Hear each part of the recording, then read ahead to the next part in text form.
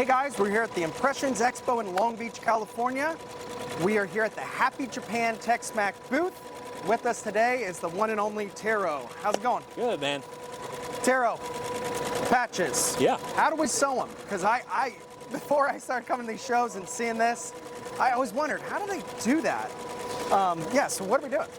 So pretty much you send it off to your digitizer that you're, embroidering patches, and they'll lay it out to specifics as far as what your dimensions are.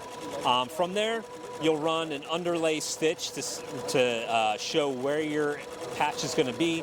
Then you do a little spray adhesive on the back of these felts to hold it in place. And from there, it's pretty much hit start and it embroiders on top of the patches. One feature that we do have on our machine is that, let's say you get a last minute order to create patches and maybe you don't have time to send it off to a digitizer and have them formatted to the size of the hooping area.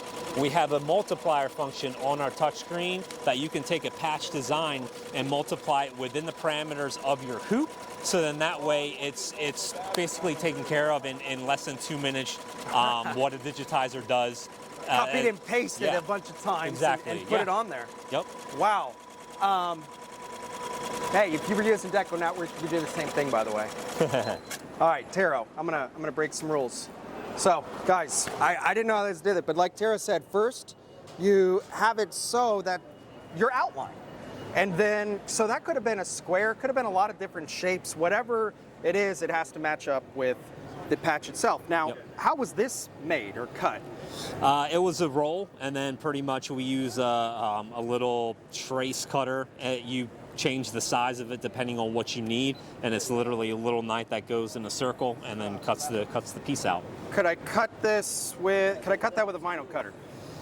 I don't see why not. Engraving machine?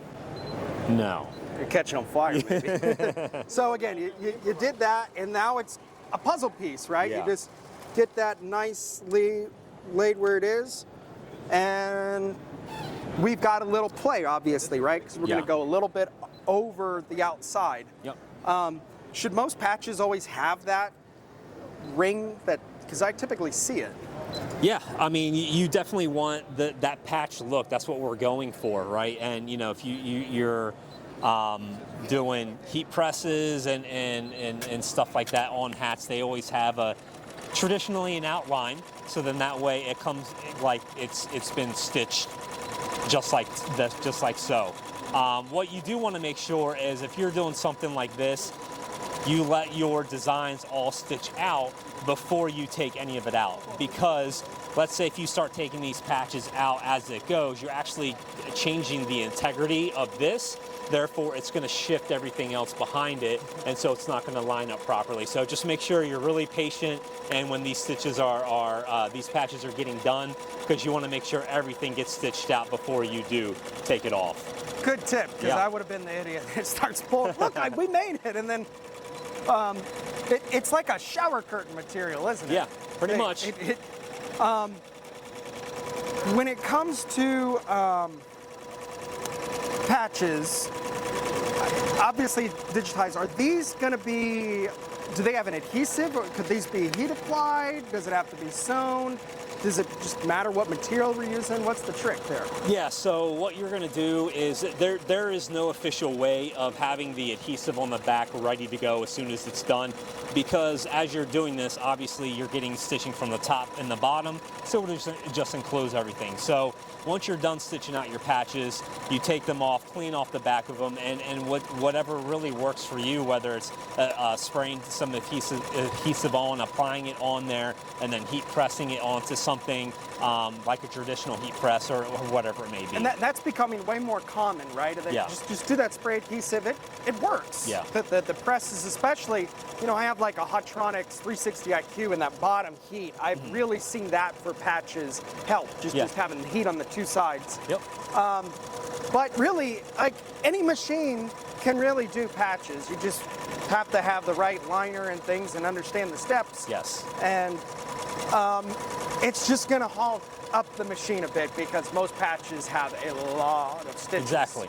So, you know, when people want to start doing patches, just make sure, I would say two things. One, maybe have a second machine, just because if you have, you know, orders still coming in day to day, like you said, this is going to take up a lot of your production time. And so either if you're more so running on a slower day or if you have a second machine, but, you know, we have that awesome feature on our machines where if you are working on this, you can actually stop where you're working at, create a cut so it just cleans it crisp. And this function here is the job interrupt function. And so what that does is when you hit that, you can actually save the exact point of where this just stopped. Wow. And so if someone comes in and they want an expedited order, let's say they want 20 polos by the end of the day or 20 hats by the end of the day, you can take this, use that function, pop everything off, put your cap driver on if you want to, load that file, get your expedited order out of the way. Once you're done, put this all back on and hit that button and it'll remember and pick up where exactly it left off. So it's like working on two projects at once and you're still making money from that expedited order and getting those patches done for your other customer. Yeah, it's only 47,000 stitches to do all of these. That's a lot. Well, Tero, I have definitely learned a couple things.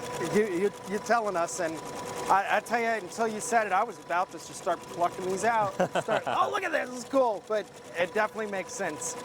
Tero, where can our viewers go to learn more about the awesome Happy Japan TexMac products? Yeah, just go to www.happyjapan.com. That's our machine sales website. We also do sell supplies, thread, backing, hoops, clamps, all that stuff. If you want to dive more into that, our parts website is www.texmacdirect.com. But main page, happyjapan.com, you can find all the information there. Guys, TexMac is a heck of a company. Great guys. I love my Happy Japan machine. Highly suggest anybody looking for a machine take a peek.